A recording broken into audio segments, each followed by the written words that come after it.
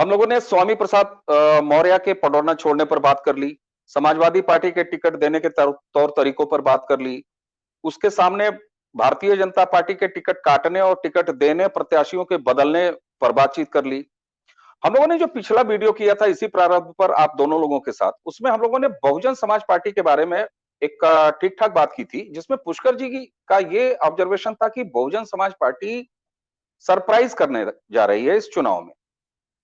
तो आज प्रारब्ध के दर्शकों को बता दूं और पुष्कर जी आपको भी बता दूं कि जो बहुजन समाज पार्टी अभी तक उत्तर प्रदेश चुनाव में खामोश थी अपने प्रचार प्रसार के को लेकर, बहन मायावती जी ने आज आगरा में 3 रैलियां कर दी हैं बहुजन समाज पार्टी के प्रत्याशियों के पक्ष में। तो इस तरीके से मायावती जी का एक ही दिन में 3 रैलियां और वो भी आगरे की तरफ से कर देना, तो आपके उस अवधारणा को कितना और बल मिलता है कि बहुजन समाज पार्टी सरप्राइज करने जा रही है इन विधानसभा चुनाव में? अवनीश, मेरा शुरू से ही यह आकलन था बसपा को लेके। उसके पीछे और भी कारण थे। और जैसा कि लोग कह रहे थे कि बसपा पिछले काफी समय से, जब से चुनाव घोषित हुए हैं, बिल्कुल ठंडी दिख रही है। मायावती जी नहीं निकल रही हैं, उनका जो है घूम नहीं रहा प्रचार प्रसार। लेकिन आगरा से उन्होंने जो शुरुआत वर्चुअल रैली की है, ये टाइमिंग की बात है।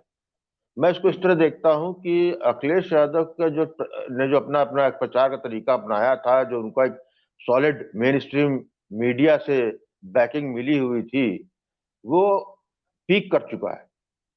अब वो नीचे की तरफ जा रहा है, क्योंकि जैसे जैसे चुनाव पास आते जा रहे हैं, वैसे जमीन से हकीकत सामने लोगों दिखने लगी है। अब जो है उनके, इसलिए जो है अब सपा का प्रचार प्रसार का जो था, अब वो निगेटिव ग्रोथ पे जा रहा है।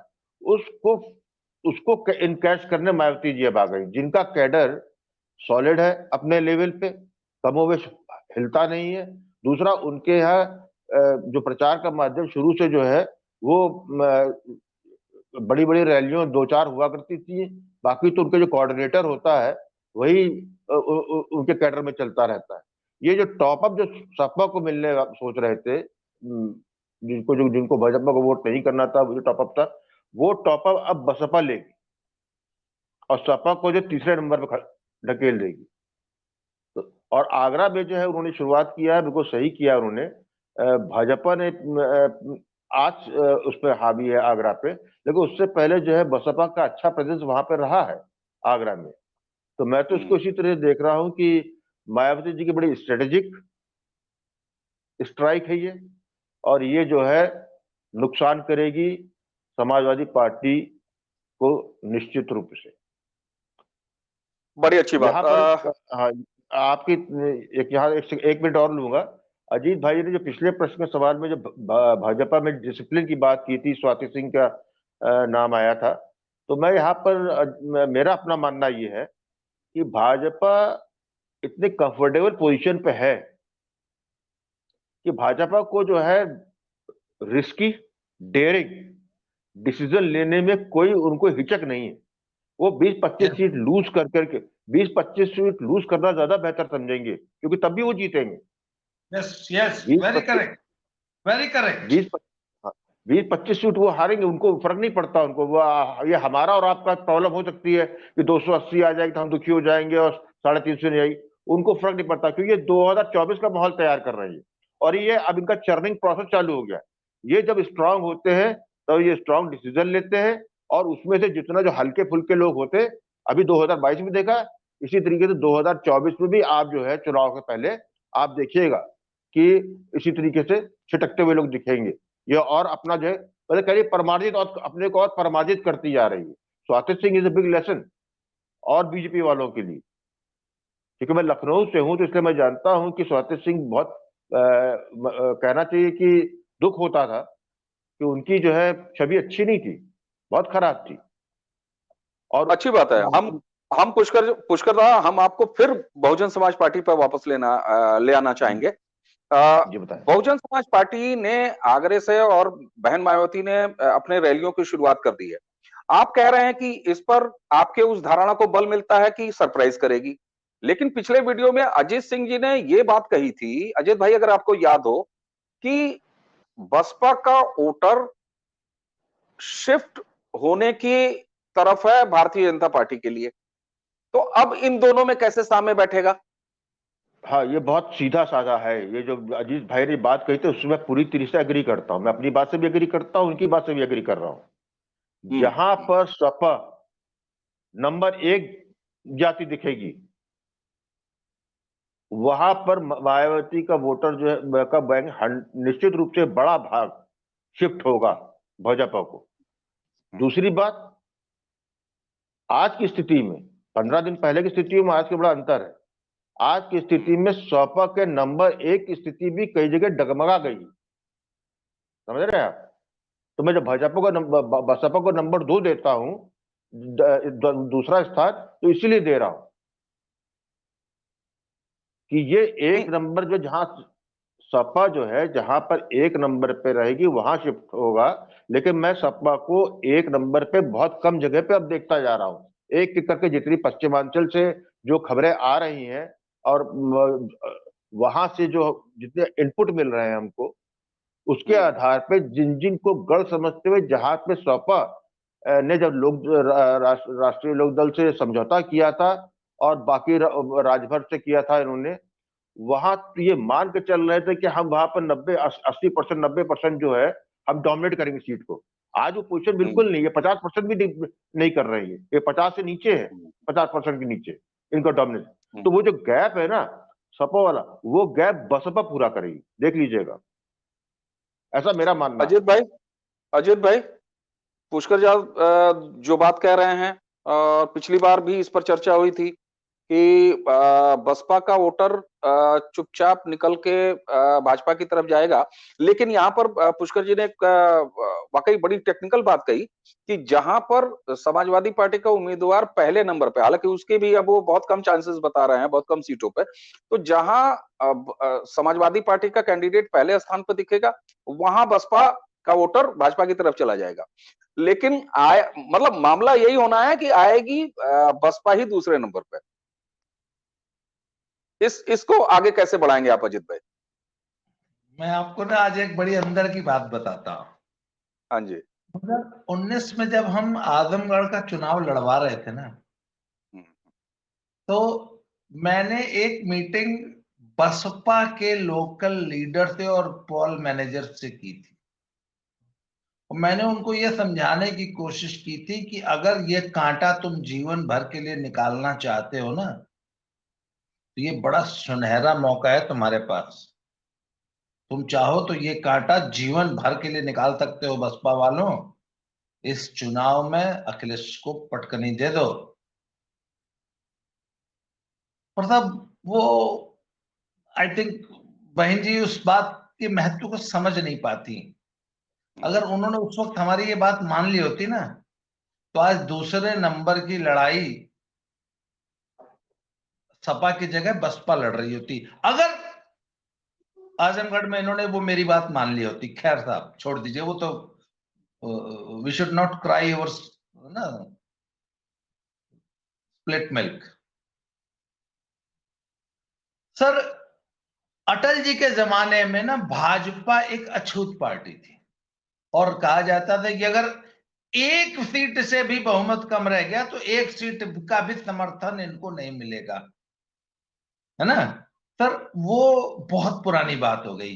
आज भाजपा जो है वो पूरे देश की राजनीति में वोट बैंक के स्तर पे each and every vote bank is drifting towards BJP. चाहे वो सपा का वोट बैंक हो, चाहे वो बसपा का वोट बैंक हो, या कोई भी वोट बैंक हो, इवन मुस्लिम्स।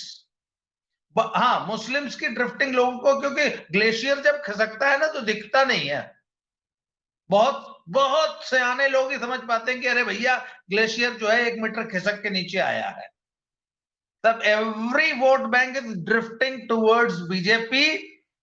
और सर सपा और बसपा में सही अगर आप देखेंगे ना, तो बहुत कम का अंतर है।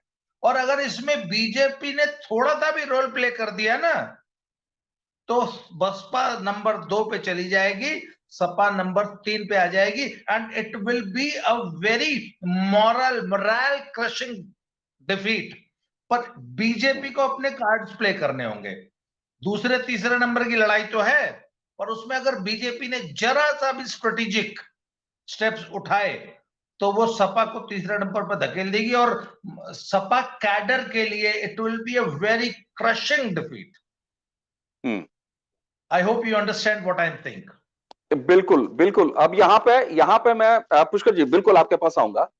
चूंकि बात चल पड़ी है, एक ये बहुत ऐसी बात है जिस पर कि स्थापित मीडिया में बहुत कम चर्चा हुई है बसपा वाले रोल के बारे में, जिसको हम लोगों ने पिछले वीडियो में भी चर्चा की थी, इस बार भी चर्चा कर रहे हैं। अब आप अजीत सिंह जी, अभी आपने जो बात कही और पुष्कर दा आपने भी जो बात कही, इसका मैं भौतिक सत्यापन करता हूं।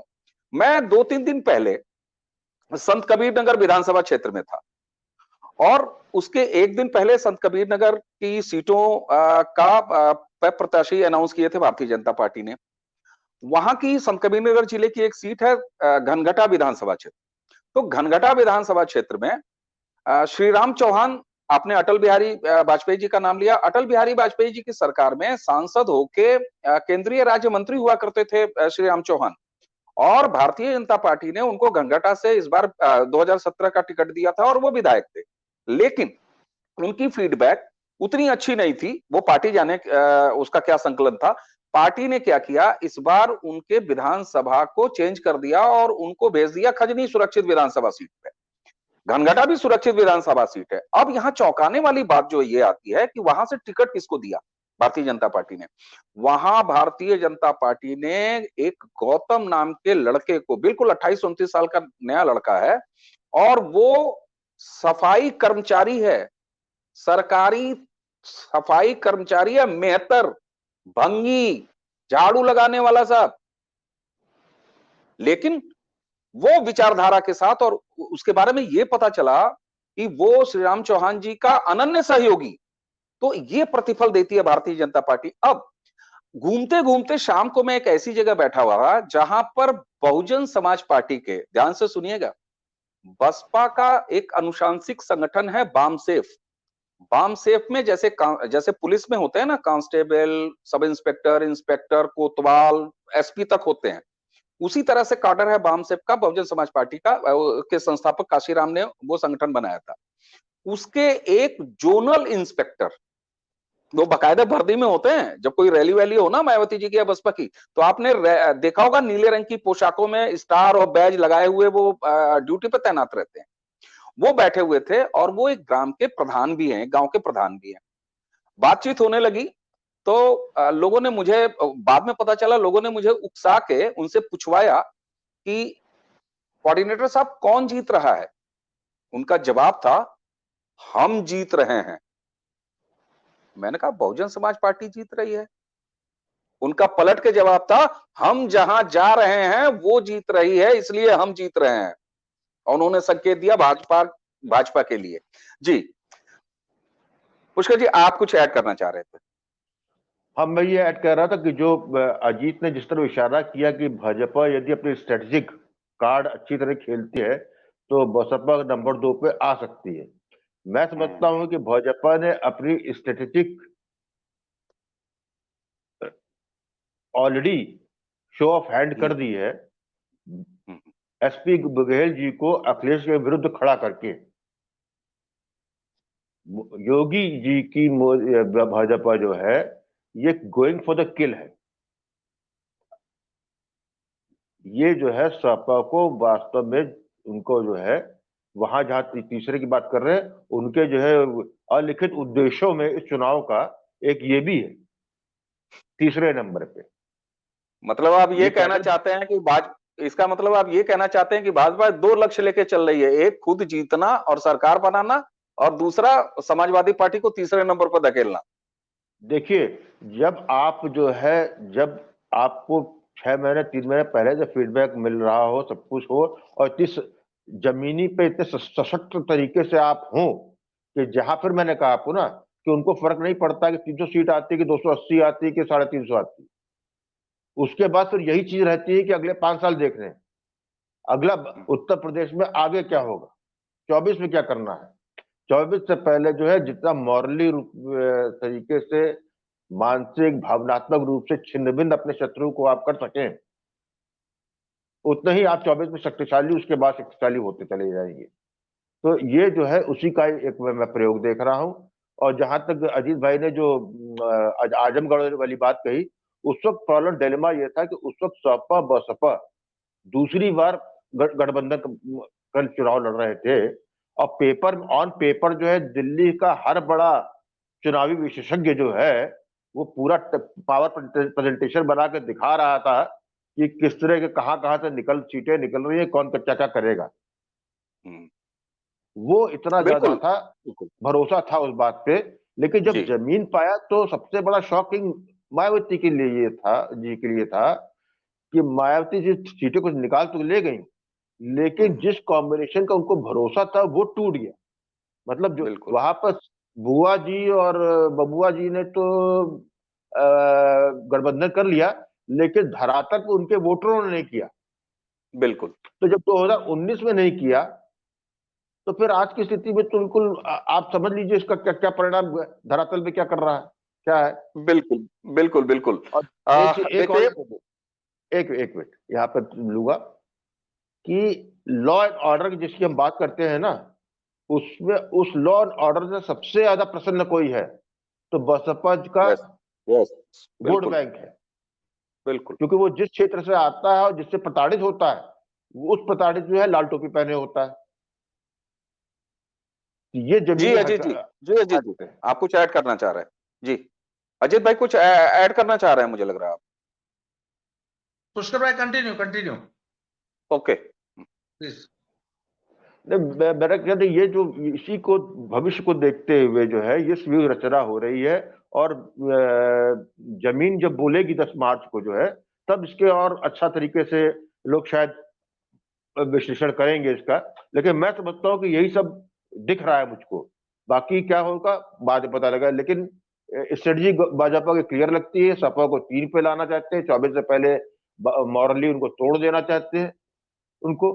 और दूसरी बात है कि लॉ एंड ऑर्डर जो कि यूएसपी है योगी जी का, उसके एक फिल्म में एक हीरो होता है तो एक विलेन होता है, एक हिट होनी पिक्चर। तो इसमें पिक्चर में भी जो लॉ एंड ऑर्डर यदि जो आपका हीरो है तो उसके विरुद्ध आपको जो है लाल टोपी दिखती है।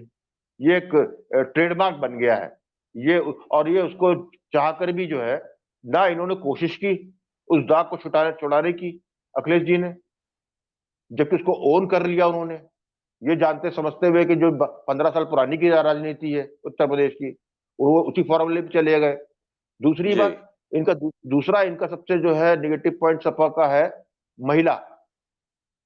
उत्तर प्रदेश की महिला सबसे ज्यादा असुरक्षित जो है सपा राज्य में होती है जब इनका होता गुंडा राज चलता है। और आज की स्थिति में है कि अखिलेश जी के साथ उनकी पत्नी जो है डिम्पल जी जो है वो भी नहीं दिख रही है, उसका भी उपयोग नहीं कर पा रही है। जी जी, ये पहला चुनाव है जिसमें मैं डिम्पल जी को जो है अखिलेश जी के साथ या समाजवादी पार्टी के किसी मंच पे नहीं देख रहा हूं, जो हाँ बिल्कुल बिल्कुल। ये बात चौंकाती है। हाँ, ये बात तो निश्चित रूप से चौंकाती है। ऐसे में जो है जो गलत डिसीजंस हो रहे हैं अखिलेश जी के, वो कहीं ना कहीं जो है आपको जो है परिणामों के स्वरूप में आपको स्पष्टता दिखते जाएंगे। और इसीलिए मैं थर्ड उनको तीसरे नंबर पर रखता हूं। तो ये दो चीजें बड़े तगड़े फैक्टर हैं जो इनको तीसरे में पहुंचाएगा। जी, अपने पिछली चर्चा में हम लोगों ने इस समाजवादी पार्टी और कानून व्यवस्था और इनके तौर तरीकों पर बात की थी। जी अजीत जी, आप अपनी बात कह लें तो उसके बाद फिर इसको हम आखिरी विराम की तरफ ले चलेंगे और लोकतांत्रिक होने का प्रयास करेंगे। और अभी पुष्कर जा ने जो कहा ना कि फिल्म में एक हीरो होता है, एक विलेन होता है, तो एक कॉमेडियन भी होता है। तो चर्चा का समापन करते हुए हम उस कॉमेडियन की तरफ भी चलेंगे। जी, आप पहले एडिशन कर लीजिए। आपको सर, जब से ये वर्चुअल प्रचार हो रहा है और सोशल मीडिया का रोल आया है, आपने प्रचार में एक चीज देखी, सोशल मीडिया कैसे रोल प्ले कर रहा है और वो इंटरनेट टेररिस्ट का क्या रोल है। सर, समाजवादी पार्टी के गानों पर समाजवादी पार्टी के कार्यकर्ताओं के मंचों से और पार्टी के आधिकारिक मंचों से गणिकाएं कम कपड़ों में नृत्य करती हुई दिख रही हैं, और भाजपा के गाने मंदिरों में, कीर्तनों में, भजन के रूप में महिलाएं गाती हुई दिखाई जा रही हैं। ये इंटरनेट पे जो प्रचार चल रहा है, सोशल मीडिया पे मेरे आपके जैसे आदमी की वॉल्स पे जो प्रचार चल रहा है, सर ये एक प्रचार में और पार्टी की अप्रोच में एक बेसिक डिफरेंस है। बिल्कुल भाई समाजवादी पार्टी के मंच पे गणिकाएं नचाना समाजवादी गानों पे, तो ये हम तो नहीं कर रहे ना, ये समाजवादी पार्टी के कार्यकर्ता ही तो कर रहे हैं, उन्हीं के दौरान इधर गणिकाएं नचा रहे हैं। सर समाजवादी पार्टी को मालूम है कि अगर हम इस, सर आखिर एक बात बताइए ना, सैफई फेस्टिवल में उस प्रकार का भोंडा आयोजन क्यों होता था? सर वो रामचरितमानस की कथा भी तो करा सकते थे किसी व्यास को बुला के, वो सांस्कृतिक कार्यक्रम भी तो करा सकते थे, वो लोक गीतों का बिरहा का दंगल भी तो करवा सकते थे ना। वो गणिकाएं ही क्यों नाचती थी बॉलीवुड की? और सर आज भाजपा का जो वो आईटी सेल है वो बार बार उनको पॉइंट आउट करता है कि ये सफाई का नाच नहीं है, और इनके मंचों पे आज भी सफाई वाला नाच हो रहा है। हमारे मंचों पे भजन गाए जा रहे हैं, जो राम को लाए हैं हम उनको लाएंगे। This has become an anthem. Sir आपने ये अंतर ये नोट कीजिएगा सपा के प्रचार में, सपा की अप्रोच में और भाजपा की अप्रोच में। सर ये इस पूरे चुनाव को डिफाइन करता है, मैं ये पॉइंट आउट करना चाहता हूं। जी जी, आपने वर्चुअल प्रचार में जो भारतीय जनता पार्टी के गाने और प्रचार के गाने मंदिरों में बज रहे हैं, महिलाएं गा रही हैं, और दूसरी तरफ सपा की पोजीशनिंग कहाँ है। एक बात और जोड़ दूं इसमें कि भारतीय जनता पार्टी के प्रचार वाले गाने मांगलिक मांगलिक कार्यक्रमों में, शादियों में, एक तरफ दूल्हा दुल्हन फेरे ले रहे हैं, एक तरफ दूल्हा दुल्हन जयमाल हो रहा है, और सारे लोग उमंग से, ऐसा नहीं है कि किसी खास चार लड़कों ने बजा दिया और डीजे पर नाच के चले गए, ऐसा नहीं है। उसमें पूरी जनता, जो भी आमंत्रित लोग हैं वो शामिल हैं, खुशी खुशी शामिल है। तो इस तरीके से ये देखा जाए तो भारतीय जनता पार्टी के प्रचार अभियान में समाज ने, नागरिकों ने अपने खुद को, अपने परिवार को, अपने रिश्तेदार को, अपने मांगलिक कार्य को, अपने आराधना के स्थल को, सबको जोड़ दिया है। तो ये तो फर्क है। अब मैंने जो बात कही थी कि समापन की तरफ चलते हुए हमने हीरो के बारे में बात कर ली, एक फिल्म के, हमने हीरोइन के बारे में बात कर ली, हमने विलेन के बारे में बात कर ली। अब जरा कॉमेडी के बारे में बात कर लेते हैं। कॉमेडियन भी होता है, बड़ा अनिवार्य तत्व है भारतीय फिल्मों का। कांग्रेस एक बार फिर कहां है इस उत्तर प्रदेश के चुनाव में? और जब मैं ये कहता हूं कि कांग्रेस कहां है इस उत्तर प्रदेश के चुनाव में, जब मैं ये कहता हूं, जो है कॉमेडियन ही बना दिया है कांग्रेस को। नहीं नहीं नहीं, मेरा ये नहीं है। मैं तो पुष्कर जी की बात से ही आगे निकाल रहा हूं कि भाई अगर एक फिल्म है, और देखिए चुनाव लोकतंत्र का महापर्व होता है, और महापर्व होता है ना, हमारे यहाँ बड़े बड़े मेले होते हैं, और तो उसमें सीरियस प्रवचन भी चल रहा होता है, उसमें मौत का कुआं भी लगा होता है, और उसी मेले उसमें जो है मिठाइयों की दुकान भी होती है, उसी में कोई मिठाई वाले के यहाँ बहुत भीड़ होती है, कोई मिठाई वाला मक्खी मार रहा होता है। तो लेकिन उसी मेले में ना वो दो बांस के ऊपर चल रहे कुछ जोकर भी चलते हैं जो पैम्पलेट्स बांटते हैं, कोई हाश में, कोई जो है वो चूरन भी बेचता हुआ दिख जाता है। तो इसलिए मेरी ऐसी कोई भावना नहीं है कांग्रेस के लिए। लेकिन एक अजीब सी बात, जो देखिए कांग्रेस के पूरे प्रचार अभियान को उत्तर प्रदेश में प्रियंका गांधी वाड्रा ने संभाल रखा है। वो आगे आगे चल रही हैं और वही प्रचार कर रही हैं। जब वो अपने भाषण दे रही हैं, भाषण वाला वर्चुअल भाषण दे रही हैं, चाहे एड्रेस कर रही हैं, जब भी जिस भी मीडियम में, तो वो कह रही हैं बहनों, माताओं और बहनों। भाई साहब ये बताइए, माताओं बहनों, तो युवा साथियों और सज्जनों से क्या उत्तर प्रदेश का वोटर महरूम है? मना है ही नहीं है क्या? हम लोग वोटर नहीं है? तो कांग्रेस के बारे में दो दो शब्द आप दोनों से मैं चाहूंगा कि इस कार्यक्रम को अंतिम जगह ले जाऊं। मैं कांग्रेस के लिए अंतिम जगह नहीं कहूंगा, वो तो भारतीय जनता पार्टी का नारा है ही है, कांग्रेस मुक्त भारत। तो जरा कांग्रेस कहाँ है इस पूरे चुनाव में, तो चलते चलते जरा 2-2 मिनट, 1-1 मिनट उस पर भी बात हो जाए। पुष्कर जी, आप शुरू करें, कांग्रेस है कहाँ, अगर दिख रही हो कहीं आपको तो? भैया आपको दिख रही है, आपको एज ए कॉमेडी भी, तो मुझे एज ए कॉमेडी भी नहीं दिखाई दे रहे वो, उस स्तर के भी नहीं रह गए। ये प्रियंका गांधी का चुनाव है, इसमें राहुल गांधी आप कहीं नहीं देखेंगे। राहुल गांधी जो है टोटली बैकफुट में जा चुके हैं। ये मेरी जो अपनी जानकारी है कि उसमें बेसिकली राहुल गांधी भी जो है प्रणाम कर चुके हैं प्रियंका गांधी। ये पूरा जो है चुनाव जो है प्रियंका गांधी और एक संदीप सिंह हैं जो इनके सलाहकार हैं जेएनयू वाले, ये दो लोग ने कामरेड समझे संदीप सिंह, ये इन दोनों का चुनाव है। ये आखिरी चुनाव है और इसी में जो है गति जो बननी है। प्रियंका को जो है एक यूफोरिया सा था कि वो जो है अपने भाई से आगे निकल जाएंगी, जिस या जो है एक नर्सक के रूप से जो है अपने भाई की से जो उत्तराधिकारी है वो पद ले लेंगी।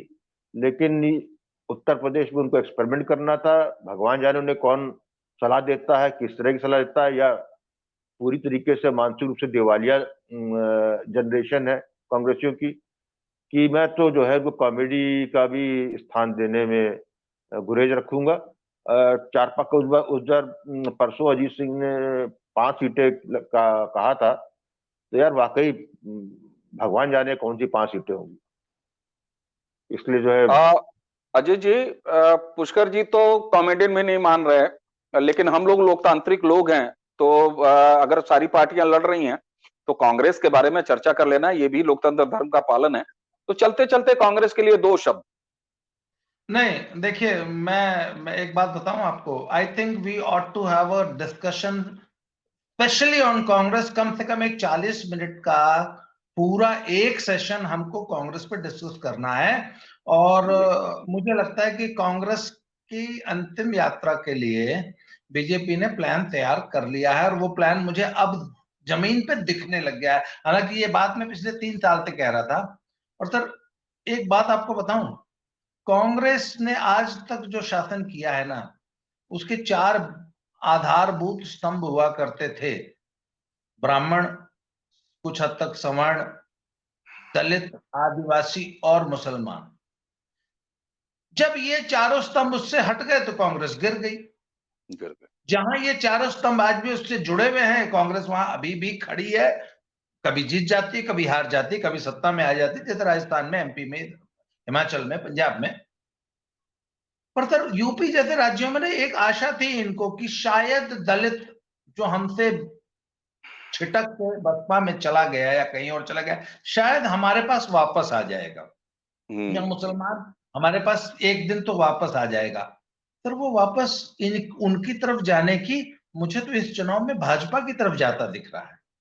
बड़ी अच्छी बात, बड़ी अच्छी बात। और जब मैंने कांग्रेस, खतरनाक संकेत है भविष्य के लिए। और मैं कहता हूं इसमें एक दिन 40 मिनट का पूरा डिस्कशन रखिए, ये मामूली डिस्कशन नहीं है। बिल्कुल बिल्कुल बिल्कुल। प्रारंभ के दर्शकों के लिए हम कांग्रेस पर एक अलग चर्चा लेके आएंगे। और मैंने जब कांग्रेस का जिक्र किया, तो मेरे कांग्रेस का जिक्र केवल उत्तर प्रदेश विधानसभा चुनाव तक ही है, कि उत्तर प्रदेश विधानसभा चुनाव में कांग्रेस कहां है।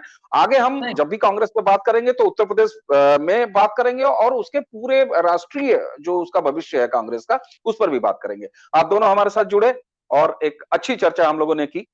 आशा है प्रारब्ध के दर्शकों को ये चर्चा पसंद आएगी। अजय सिंह जी, आपको धन्यवाद, और पुष्कर जी, आपको धन्यवाद। प्रारब्ध के सभी दर्शकों को एक बार फिर धन्यवाद। नमस्कार। Thank you sir, thank you very much. Thank you.